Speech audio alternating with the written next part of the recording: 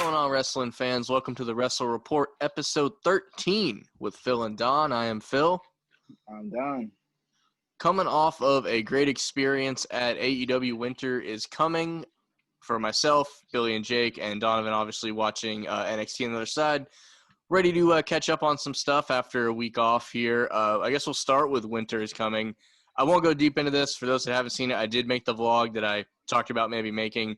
Got a pretty good reception, pretty good views. So if you've watched it, thank you. If you haven't, go check it out because it seems to be pretty good. Obviously, the two biggest headlines from that night is, well, actually third. One of them is I got a new shirt. I finally got an AEW shirt, so I'm happy about that. The other thing being, of course, Sting appearing in AEW and on TNT for the first time in, 18 years, I guess it would be, something to that effect. So you've seen my reaction if you've watched the vlog, so I'll jump over to Donovan. I don't know if you were watching that live or when you heard about it, maybe you switched over, but, like, how did you feel seeing Sting in AEW? I thought that was pretty cool. I'm excited to see what they do with him. We'll see what happens. I think we'll get to some stuff that I would like to see. Okay. But so my biggest thing is, because we've seen this before, we've seen this with WWE, that his appearance at Survivor Series, I remember, I think we did a top 3 debuts, and I even put that on there, even though it didn't amount to much. The moment of him showing up was amazing, and there was no short of that here either. But really what matters is where do they go from here? Obviously, Sting, 61 years old. You have to be smart about this. There are ways to – he does make it sound – he's going to be a full-time participant. He'll show up, maybe not every week, but most weeks. He was on last week. He did an in-ring promo, and he's already announced to be on Dynamite the following week. So, I mean, this is someone that plans to show up and be involved in stuff. We don't fully know what even the character's motives are yet. He hasn't really mentioned much. He just came out last week and said, I'm happy to be back on TNT. First time in 13 years. Hugged Tony Schiavone, looked at Cody, said, see you around, kid, which, Cody couldn't help but smile at that because Sting was Cody's favorite wrestler growing up, even his dad, too. You can put Sting above that back in the day. He'll be the first to say that. So, obviously, something will eventually happen with Cody. And even as we were driving home from the event, we were thinking, like, what do you do? How do you make this smart with Sting? Because it's even if he's got, like, a 2-year deal, obviously. If he gets in the ring, I don't know how many times it's going to be. For the sake of the podcast, I'm going to say he gets 3 matches, and that's going to lead us to our top 3 of the night. And then I'll let Donovan go first, and then I will think where he should go after that. So let's say you are in charge of AEW booking, and Sting is signed on. Let's call it 2 years, but overall 3 in-ring matches. What are the 3 matches you are putting Sting? Instead of doing 1, 2, and 3, if there's an order that you think it would make most sense, give me the order that you would want Sting's matches to be in. order? Okay, so we're gonna go order then. I'll go Dustin Rhodes. Oh, yeah. Why not? Face paint versus face paint. Mm-hmm. Be pretty good. I'm pretty sure they fought when it was in WCW to get one. It was back in the day when it was in WCW together. They both could feed off each other, and Dustin is a great worker, so I think that'd be perfect. Number 2, I would say either this was a toss-up for me for number 2. I was either gonna be Chris Jericho or even Cody Rhodes himself. Mm-hmm. Because I feel like Cody Rhodes will protect him, and I believe it will be a great match. Of course, Cody will be bleeding in that match. Of course, yeah. It's in his contract. Must bleed in all high-profile matches. Oh, definitely. And I would love for Sting to bring back the bat. Yeah. The infamous bat for that match. And in speaking of the bat, Chris Jericho and Sting. They both have bats now, yeah. They both have bats, yeah. That's a good call. Yeah, I didn't think of that. So that would be pretty cool. And I don't think we ever saw it. We were talking about it before we went on air. Have we seen a Chris Jericho versus Sting match? And I think it would be pretty cool once again.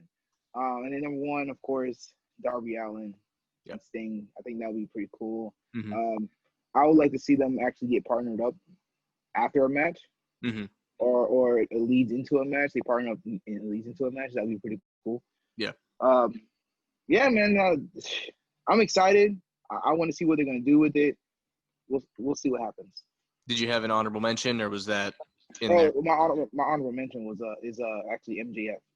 Okay, I almost put that on there because there are ways that could be a train wreck, but then there's also ways that could be really entertaining. You mentioned the Jericho thing. We were talking about it before. They were in the same company for so long, and somebody, if you know, like, let us know if you can find a clip, or even if it's a tag match. Maybe they were in like World War III together, the 3-ring battle royal, like that doesn't count. But if they were in a tag match against each other or with each other or anything to that effect, if you can find it, let us know, because in my just vague memory of WCW, but my thing is I used to watch WCW, like I've seen almost every pay-per-view, but I can't say I used to watch Nitro like day in and day out. So, Yeah. and you got to think the peak of the Monday Night Wars, Sting was not wrestling. He was building up his feud with Hulk Hogan at the time to Starrcade 97. So there was a whole year where he could have potentially had the match with Jericho that obviously didn't happen because he was in the Raptors beating up the NWO with a baseball bat. So there's a whole year of overlapping time that they wouldn't have even had the opportunity. But it doesn't mean it didn't happen. So for anybody out there, if you can find Sting versus Jericho in WCW or anywhere else, I can't imagine it being anywhere else, let us know, because that's definitely something we would like to see.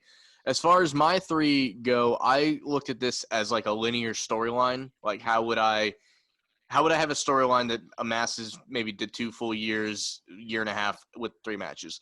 The first match, granted, Sting and Cody, I think would be great against each other, but I could also see Cody, he even said on Dynamite, I've been waiting to share a ring with you for a long time. And that could mean either against each other or even teaming up. And Cody and Dustin and even QT Marshall, the whole Nightmare family still has an issue with the Dark Order. So what I could see is either Cody and Sting, or Cody, Dustin, and Sting, if you want to put it that way, against some combination of the Dark Order, whether it be Stu Grayson, Evil Uno, and maybe a returning Brody Lee, or if you have to cut it to a normal tag match, you do Cody, Sting against Grayson and Uno.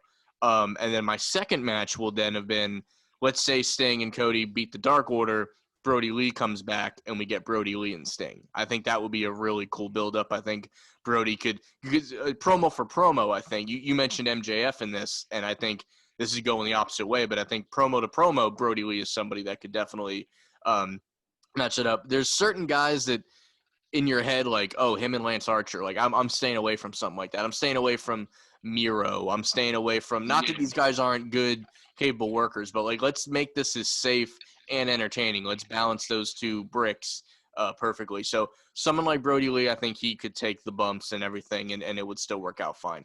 And then obviously number 3, if this isn't on your list, and your list doesn't matter, Sting and Darby Allin. And I think the way you could actually do this is Sting and Cody win that match. Sting barely beats Brody Lee, and then when he does get the chance against Allin, that Darby Allin actually goes over, and then he's just a made man from then on out. And I think if you do it properly, Sting can put him over in a way that it would make sense. And I almost said MJF for an honorable mention, but what I am actually going to go with, not so much of who it is, but because who he's associated with, I would like Sting versus Shawn Spears, because with Tully Blanchard there, the old Horseman thing, maybe Arn, helps out for just one night only. Like, hey, I know how Tully can be. Maybe Arn goes in Sting's corner for once after all the Horseman battles in the day. So that is something I could see if they want to go an offshoot with it. And that could just be a one-off. That doesn't have to make it a whole grand storyline. That could be, and again, you don't get much better in the ring than Shawn Spears as far as safety and stuff. So I would definitely do that. My biggest thing, too, as we were on our way home from the event, what I would like to ultimately see happen is, if you remember back in the TNA days when TNA had the main event Mafia, where Sting was ran the main event Mafia. It was a faction of all former world champions. You had Samoa Joe, Kevin Nash, Booker T, Scott Steiner, a couple other guys came in and out at the time, but Sting would be in a suit and no face paint. He would essentially just be Steve Borden in his promos, and then when he would wrestle, he'd put the face paint on. What I'd love to see is Sting eventually revert to a role like that and become AEW's first either general manager or commissioner, whatever term you want to use, an authority figure. Because Sting has always kind of been the guy for justice. He used to help guys out in WCW. When he finally showed up in WWE, it was like to right a wrong of the authority. So Sting could be a babyface GM that, doesn't let shit slide. He can, even if he's in the suit, he can still have his baseball bat as he walks down to make matches or restart something. And I think that's something that Sting could do for 5 to 10 years after he is done in the ring and still keep him in the wrestling space, which clearly he wants to be. I mean, there's been talks. Sting is not someone who maybe loves and breathes the business, but he definitely likes it and respects it. So if he wants to continue to be in it, I think that'd be a perfect role for him after, say, his matches that he would have here. Yeah, you hit it right on the head. I would love to see him as a general manager. I think that'd be pretty cool. You don't really, I mean, yeah, you see here and there, you see your little baby face manager, general managers and stuff, but Sting, I feel like Sting could be a tweener. Yeah. He could be that the nice guy, and then he also could be that bad guy as well. Yeah, man, I'm excited to see what happens. I hope they continue building other people with the Sting. Might as well. He's there. Yeah, it'd be a wasted opportunity if you don't make Allen's the given. If you don't make 1 to 2 other guys, it's a dropped ball. So we'll see if they're able to pull that off. The other big storyline from that night, obviously AEW having its new world champion, only its 3rd in history. Kenny Omega beats Jon Moxley with the help of Don Callis, almost forgot his name there for a minute, the EVP of Impact Wrestling, after a microphone. Basically, they thought they were going to stop the match because Kenny fell off the top rope, and Callis had a microphone to try and talk Moxley down. He ends up sliding it into the ring. Kenny hits Moxley with the microphone, 1 ring angel, 1, 2, 3. They both hightail it out of there. And it has now created this interesting dynamic where Impact and AEW were kind of interwoven. Kenny Omega was on Impact last Tuesday. Then he was on – the only thing I didn't like is they ended up cutting basically the same promo on Impact and AEW. And then Impact had a pay-per-view this weekend where Kenny Omega was there hanging out, and they had Carl Anderson come and hang out in Kenny's trailer with them. And, of course, former Bullet Club members. So it could be interesting if Kenny and he gets them to help him against, say, the Young Bucks and Cody, or the Young Bucks and Hangman Page, where it's like the Elite and the Bullet Club. It's a really fascinating stuff, and it also leads to some other great matches. You talk about the tag teams, and Impact could bolster the already great tag division in AEW, as long as other singles division guys too. They have plenty of great talent there that we could see in AEW and vice versa. So I don't know where this is going yet, but I know I'm intrigued. It makes me want to watch Impact. Impact has a really good way of making me watch something. It doesn't always have the power to make me continue to watch, and I think this is exactly what they need for me to want to watch it week in and week out. Oh yeah, for sure. This is definitely gonna boost Impact to the roof. I think they doubled. AEW is already doing enough. Yeah, I heard about that. They doubled what they usually get. I think they usually do. And granted, this is, you might scoff with these numbers. Yes, AEW has Access TV, or I'm sorry, Impact has Access TV, which is not a channel that everybody gets, but they are also streaming it live on Twitch. So when you really look at their viewership numbers, you have to add both of them together. Yeah. But as far as the Access TV numbers, they normally average around 100,000 people. This past week, they averaged 200,000. So literally doubling their old school TV viewers. And I think that's something to be said. Like me, anytime I watch it, it's always off Twitch. So I've never been in one of those. I'm not someone in those numbers, as we've talked ratings and how TV viewership isn't what it really is. But it makes me want to check it out at least. And I think, Donovan, I know when you watch it, you actually do have Access TV, or did, or whatever. So you're watching it, you would have been one of those numbers. But yeah, the fact that you can double whatever the number is, if you can double it, that's proof that it's working. Hopefully it's sustainable, because like I said, they've gotten me to show up many times. They don't always get me to stay, and I'm hoping that this makes me want to stay. Yeah, I hope so too.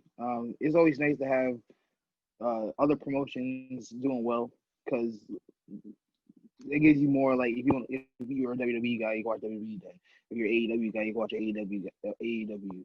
If you're an Impact guy, you can watch Impact. It gives you an option to pick a promotion that's pretty good. So I like it. I would love, to this day, I will always say I think WWE needs to partner with someone. What was that? Say it again. WWE needs to partner with someone. Yeah, no, they do, and they've always flirted with Ring of Honor. Like, it's the one company they don't mind mentioning sometimes. Like, maybe it's because of having Joe and Daniel Bryan and Seth Rollins and stuff, like, whenever they talk about a wrestler's past, they will only mention, when they mention Japan, they just say Japan. They never call it New Japan Yeah, Pro New Wrestling. Japan. Yeah. I England. think the only person that would do that is Morrow. Morrow is the only Yeah. person I would say that would actually name drop New Japan. Yeah, and the other one wrestler that it would be inevitable is you have to mention it with someone like Shinsuke Nakamura, let's say. Like, there's no way around it.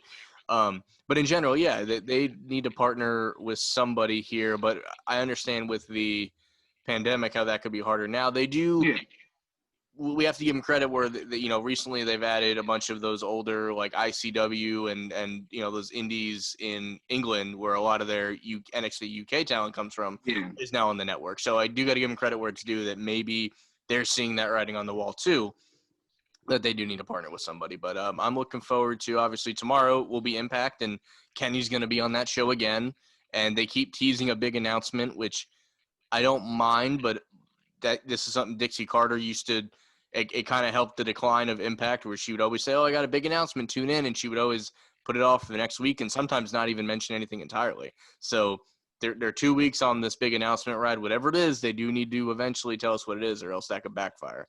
But for now, I'm still into it. I look forward to watching it tomorrow, just to see. And there's great wrestling there too. It's not like, granted, yes, they put the Kenny segment at the end of the show. So you're not going to put it in the first 10 minutes because then you're going to go. That's just TV.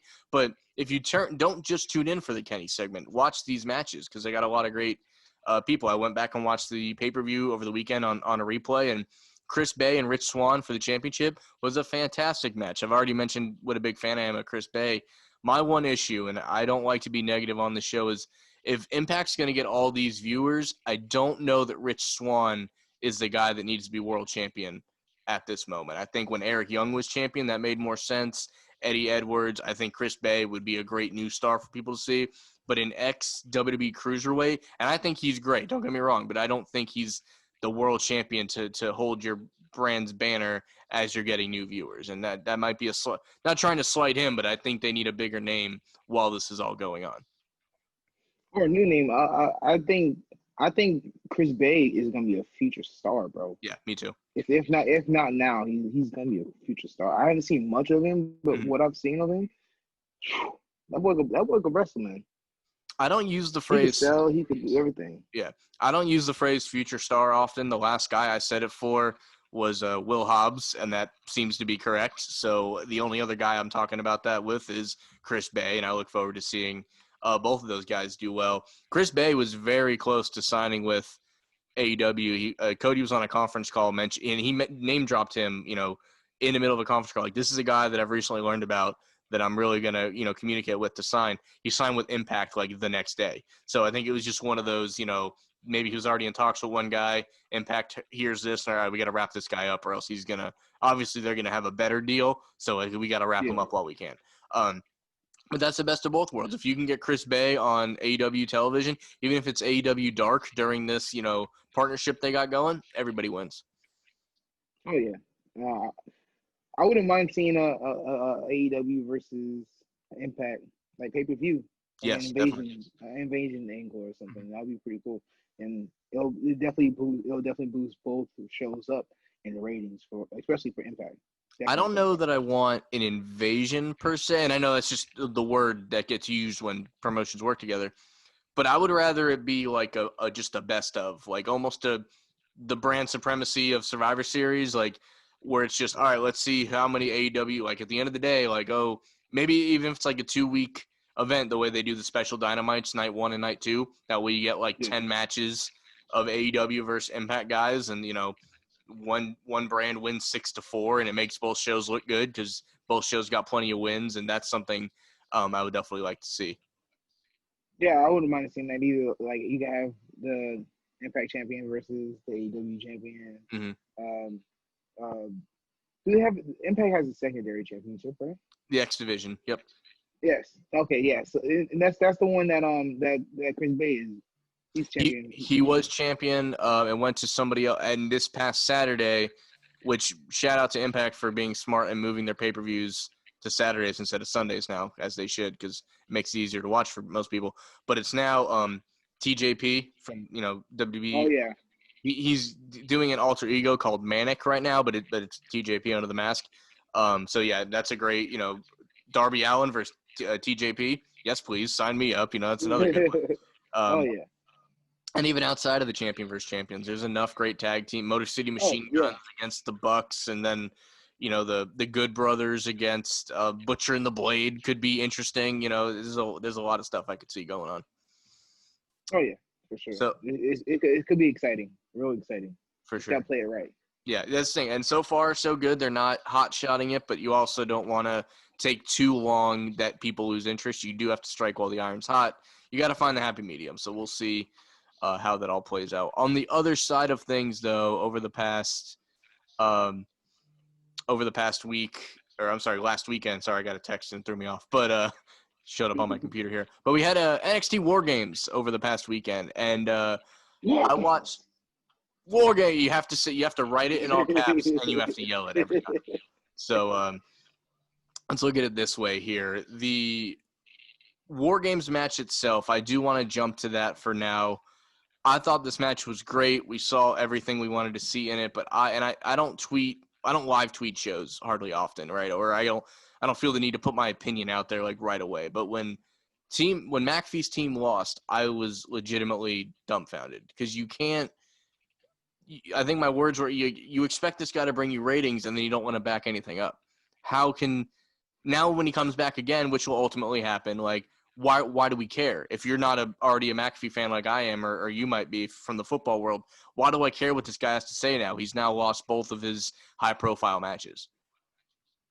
Yeah, I understand what you mean by that. But that's why I think that he didn't take the pin. That's what I think. That's the reason why he didn't take it. Mm-hmm. And I think what really saved it was that he kicked out of the Panama Sun. So that was pretty dope. Yeah. He kicked out. It was clean. 1, 2, 3, or 1, 2, and then that's it. Yeah. He kicked out, so it was perfect. And he's still showing that he could do this wrestling thing. Yeah. When he hit that swanton, yes, off the top, I popped. Mm-hmm. And I felt bad for him because no one caught him. Nobody really caught him. No, I felt bad too, man.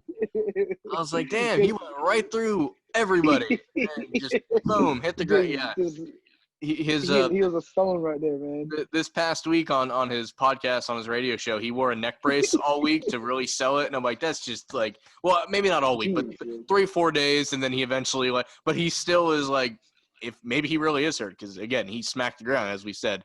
But yeah, he sold it perfectly on his show because that is one thing that when they do bring in celebrities and they go back to their world and they don't even acknowledge what just happened, like he's a true fan of the game and everything, and he knows how to make it. And yes, I think it helps that he didn't take the pin, but this is a perfect opportunity to get him a win. That even if Pete Dunne pins Bobby Fish, like that works too. Like it didn't have to be Pat getting the pin. But I said this after the Adam Cole match, which everyone loved and everything. Whatever they do with him next, I don't care what it is. He's got to get a win, and at this point, he has to be the one pinning somebody too. Because if he goes, I know they don't keep records like they do in AEW, but like you still know that this guy has now been here twice, talked a lot of shit, and is not backed up either. So if he does it 3 times, they've officially killed the greatest non-wrestler to Wrestle's push, I think.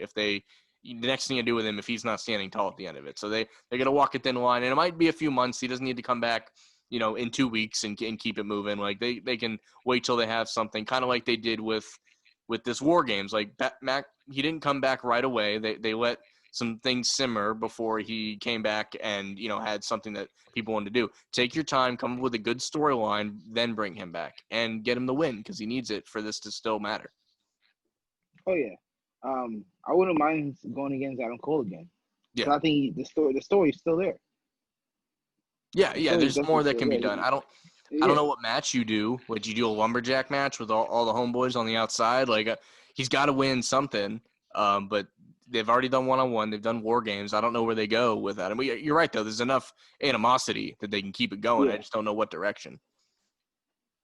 I'm trying to think like what's the actual like legit match that they can do. I mean, I mean, you could do like a ladder match. You can do a yeah, ladder match. yeah. That's you're still in the realm of the no disqualification. Hmm. And then you could have to protect Adam Cole, which even though he doesn't need, he's bulletproof. No. You could have him get like going up, and someone from UE turns on him, pushes the ladder down, something like that, you know? Yeah. The ladder, Just to switch it obviously, to, the prize above the ring. I'm not sure what that would be. They'd have to yeah, figure what would out that something, be? but Yeah. but yeah, I think Lumberjack, maybe a cage match where he can escape and win. But I mean, once you do War Games, you can't go backwards to just a regular cage. That's my other thought.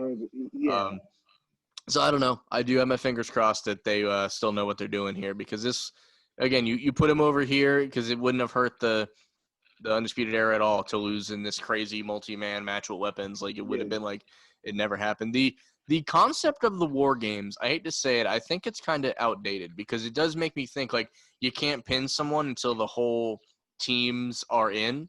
So it makes you wonder, why do these guys fight the whole time? Like, why don't they just kind of wait Chill out. for the whole Like, team? hey man, how you Just a doing? Like, little bit.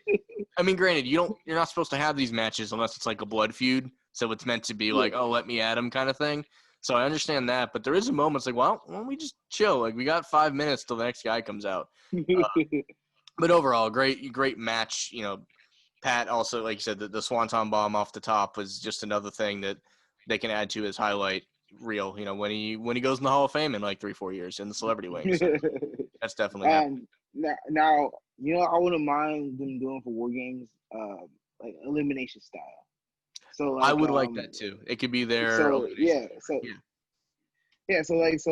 and I mean, you still have everyone running in after 5 minutes and stuff. Mm-hmm. But yeah, um, so basically, it could be at the end of the day, it could be 4-on-1. Yeah. And the lone survivor could turn up and win somehow, some way. I think that would be pretty cool. A nice little wrinkle in there. Yeah. I agree. I did think that too, that once I realized it was first fall, I'm like, oh, I don't know why I thought this was elimination. It would have made a little more sense, I guess. But I agree. I don't know that they will change it because the rules are so concrete. They've already done 3 of Yeah. them or whatever it is. So that was obviously the big news of War Games. I did watch the rest of the show after the fact, but do you have anything to mention as far as the rest of the show goes?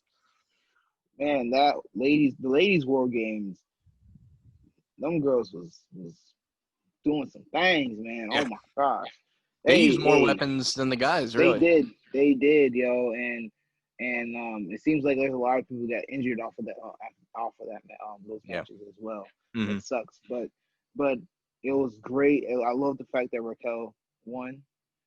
Maybe maybe wouldn't have her pin Io, but it was still good, and it looks like the feud is going to continue. And it looks like she's going to get the first title shot, and I hope so, because I mean she pinned the champion. You gotta have her in the next title shot. Yeah, I mean she doesn't even have to win. But you're right. As long as it makes the pin make sense. Like, all right, well, you beat the champ, so you at least get your shot, and then it'll at least keep things moving along. I know we got a new North American champion, which is weird because as we stated, like the triple threat would have been a perfect way to keep the title on Ruff, and he could have lost it a couple weeks later, but it would have been a good takeover moment for him to find a way to win right there. But it's back to Johnny.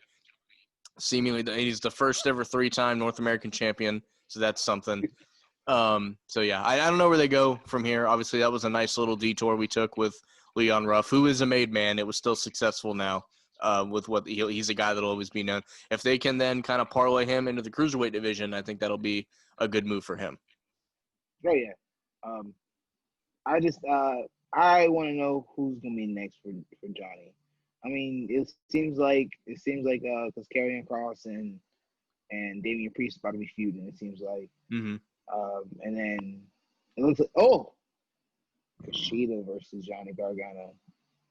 I can see that happening because they're actually they're tagging together.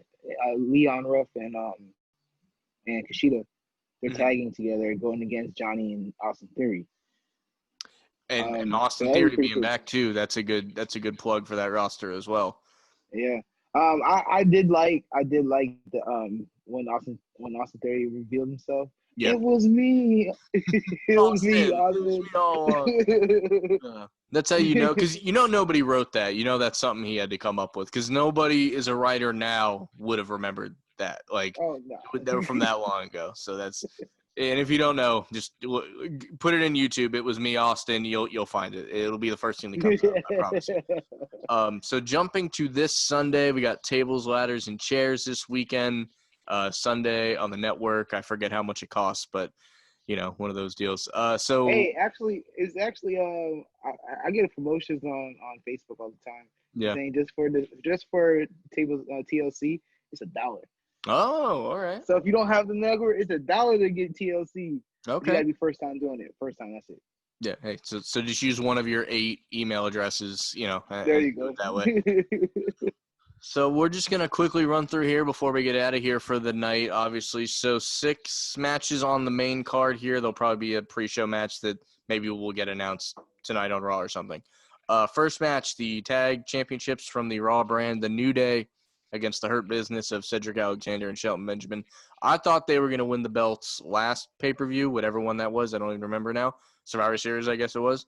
Maybe. I don't know, but that was the last pay-per-view. The night after. Yeah, the night after on Monday Night Raw. Okay, yeah. So this, I think it's time. I think the Hurt Business could use this all the gold moment, as we've talked about. Obviously, I don't think, Bobby Lashley's not on this card, but he is the U.S. champion at least, so that'll make for a good night for them. So I don't know. Do you see the Hurt Business winning, or are you still with New Day? I'm okay with the Hurt Business winning, to be honest with you. New Day is bulletproof. They're bulletproof. Mm-hmm. They don't need the championship belts. I mean, they won it 9 times, 9 times. Yeah, they're good. They already solidified they already got the gold check. Yeah. They could never win them again, and they will though. They will win them again at some point. But even if they never did, it'd be fine. Shout out to Big E too. I caught a little bit of SmackDown yesterday or 2 days ago, whatever it was now, and he's doing well. While we're talking about SmackDown, Donovan, do you want to mention how you made your WWE debut over the weekend? So I wish it was me. Yeah, I mean, he was more darker skin. A little bit of me with dreads. So for those that didn't see, I didn't catch the dude's name, but Carmella's like, I don't even know, like assistant. I heard it's a wine assistant. That's what it is. Yeah, he was bringing her champagne or whatever, and I'll put the picture up while we're talking about it now. But I literally had to text Donovan, and I'm like, dude, this looks like you with dreads and in a suit that you would buy and making the facial expressions that you would make. And I legitimately thought that Donovan signed with WWE and didn't even tell us. I was like, damn, I get a new co-host. I don't know what I'm going to do. And imagine my relief when I realized it wasn't Donovan. So, but which good thing, too, because he got the shit kicked out of him by Carmella that night. Oh, man. Yo, I popped for that when you told me that. I was like, yo, he kind of does. Yeah. He kind of does, yo. Same body type, same everything too. It's not like just the face or just this or that. And that was pretty funny. That was where I don't watch SmackDown every week. I just happened to be home. There was nothing on. I flipped over. Boom. And I turned it on that scene, like when they're backstage talking. So I'm like, wait, is that Donovan? I don't know. All right. To the next match. Speaking of Carmella, that's how we segue this into here. Women's Championship match, Carmella against Sasha Banks. I think Carmella is winning this because there has been rumors, and I don't know how true they are. Snoop Dogg, which is, of course, is the cousin of Sasha Banks, has always been a WWE guy. He's made plenty of appearances on WWE programming. After his commentating with the YouTube boxing show that they did where Nate Robinson got put to sleep, RIP Nate Robinson, I guess something was said with AEW. Basically, he's told AEW, hey, you ever want me to come by, I will. And that has not sat well with WWE people, and there is reason to believe they're going to take it out, their displeasure of what Snoop Dogg's been doing on Carmella on Sasha Banks to have her drop the belt to Carmella. That's a little more inside baseball than I normally go into, but I've seen this story multiple times here, so that might be the reason. That would suck. Yeah. But I mean, I like Carmella. Carmella's a great. Yeah. She's definitely good. She could definitely hold her own as a champion. She's done it before. but I would be upset. That's the reason why Sasha loses. Um, I'd rather it just be just because Carmella is up and coming and she can use the title. So, once again, Sasha, she's bulletproof too. Yeah. She does not need it. And to be honest with you, to be 150 with you, brother, 150. I would love for Sasha and Bianca to be a tag team. That would be cool. I would love it for them two to be a tag team together. Because honestly, if she drops the belt here and then they move into that, nobody will care that she just lost the title. It won't be like, yeah, but what about no? Like if you do it right, which is always the precursor. If you do it right, I think that would be great. That would be awesome because then what you could do because Bianca and Bailey, they're feuding a little bit, so then you can still have them. You can have Bailey and Carmella tag going against each other. Yep. With Sasha and Bianca. For sure. And then boom, they're like, oh, we're such a great team and all this stuff. And then why we go after the titles? Yeah, it's that simple sometimes. Like when you look at it that way. Speaking of tag titles, I'm gonna the list here on Wikipedia. Another segue. We're rolling right along here. Nia Jax and Shayna Baszler against Asuka and Lana for the women's tag titles. If this is not Raw's obviously tonight, then we got SmackDown. I forget which show these people are on, but if this doesn't get turned into a tables match by Sunday, what have we been doing for the past 2 months? Lana's been put through 86 tables in 3 months, whatever it is. And you're just going to make this a stand. Granted, Asuka and Lana, they're not winning this because that's just a weird-ass team. But let Lana go through a table in an actual match. Like, it's TLC. Like, there's a TLC matches, obviously, which we're about to get to. But there's used to be chairs matches, which are dumb. I'm glad there's no chairs matches. But it makes perfect sense to make tables matches on this pay-per-view as well. And you've literally been building – a table-related story for 3 months. So now is the time to do it. Pull the trigger, Vince. I don't know what else they need to make this a table match. Yeah, and as I said, Nia Jax and Baszler are my pick to win too. So. Oh, 100%. Yeah. 100%. So hopefully that's my biggest thing is on Raw tonight or SmackDown on Friday they turn that into a tables match. Now into what is I consider the main card. If this was UFC, right? Everything else under this is preliminary. And then we'll start with The Fiend and Randy Orton. This has gotten kind of interesting. I think it's down to The Fiend is just going back in time, really, ever since John Cena in the Funhouse match. And he's getting his revenge on people who have wronged him in the past. And I think he'll check Randy Orton off the list. Talk about bulletproof. This guy is Wolverine. It does not matter if and when and where he loses, and really doesn't even matter how. The Fiend, I think it's easy to say gets to win here. Alexa Bliss might be a factor, might not. It might not matter. But The Fiend needs to win this for sure. Oh, yeah, definitely. I love the closing sequence on last week's Raw. Mm-hmm. That it was pretty cool. I like the fact that I love the fact that he did that he has two personas basically. Yeah, I love that. Mm-hmm. He's got the Mick Foley thing going on. Yeah, and he could go as regular as Mr. Rogers. Yeah, Bray Wyatt, or he could go as the Fiend. I love it. And as cool as The Fiend is, I almost enjoy it more when it's Mr. Rogers, Bray Wyatt. Like the first time they did it against The Miz when he was champion.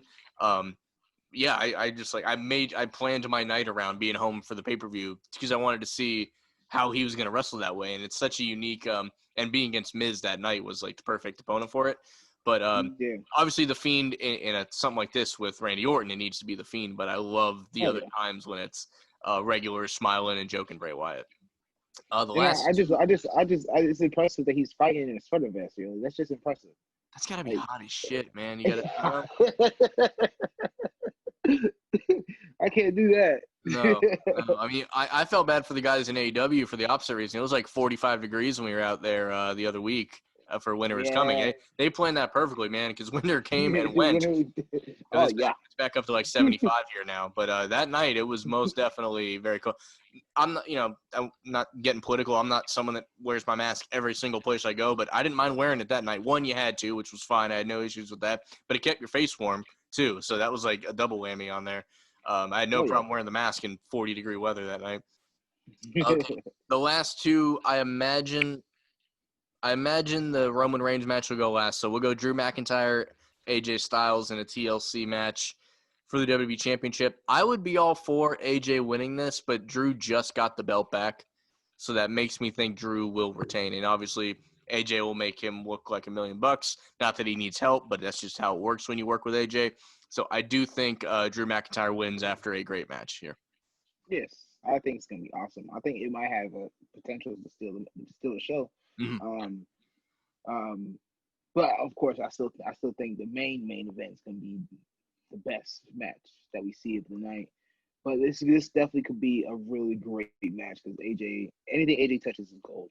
Yeah, AJ's bulletproof, just like a lot of these other wrestlers. They are all bulletproof.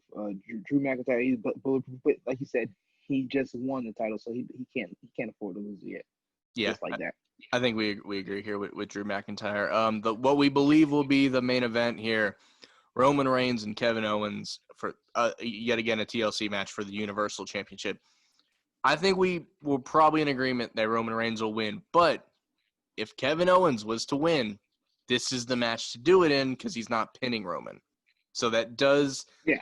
Whereas with Drew, I'm like 90% sure. With this, I'm like 75 to 80 because logical booking will tell you that if he's ever going to beat him without really beating him, tonight's the night. Oh, yeah. And I have a perfect way you could do that. Jey Uso comes out. Yeah. Distracts Roman. Messes up. And he messes up and boom, boom, boom. Like he's trying to help Roman and it backfires even. It doesn't have to be him turning on just yet or anything. Yeah. And then you continue that storyline of Jey. And I'm waiting to see what happens when Jimmy comes back.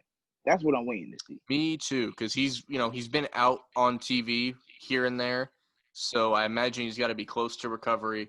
So at least to the point where he can cut promos and be there and take a bump here or there. He took a bump at that the Hell in a Cell. Right, exactly. So he's got to be, it could be just a matter of, they don't want to force him into this. They just use him when necessary. But you got to think he'd be back soon. Maybe this is the night too. You never know. Yeah. All right, y'all. I think that's about to wrap it up for this episode here. Enjoy. I got one more. I think they're gonna plan a match tonight with Matt Riddle and Bobby Lashley. If they do, not the IC, but the US. I would go Lashley there because Matt Riddle's not allowed to have nice things for some reason. So I would think Lashley. and remember, it's just Riddle now. He doesn't get a first name either. Yeah. That is true, Riddle. Yeah. But then also there's one more match that they might add too. Lay it on me. Big E. What is it? Sami Zayn Big E match. Yeah. Okay. Now if that happens, Big E, I think it's his time for sure. I love that he's brought the chalk back like his NXT days. And Sami Zayn's just been great too. I don't think it's that we should not mention like he's been the greatest heel going on right now. But no, so Sami beat Big E by count out on SmackDown. So they're not going to do that again. So maybe they'll do a nowhere to run, nowhere to hide. Granted, it's a joint pay-per-view, so the New Day will be there. Maybe they will kind of equalize whatever Sammy's trying to get done there. So if those matches happen, it'll obviously we got 6 matches now. That'll bring it to 8. I don't know if we're going to get both of those, but if either one would be a great addition to the card for sure. Right, yeah, 100%. For sure. All right, y'all. That's going to do it for us. I'm glad you mentioned that, though, in case those matches do get added, because we do have a whole week till the show. But enjoy TLC. Enjoy Impact on Tuesday. Enjoy Dynamite on Wednesday to see what's going on with those cross promotions, because we're very lucky that 2020 is about to be over, and 2, there's been a lot of great wrestling to watch. So enjoy whatever your flavor is during the week, and we'll see you next time. Peace.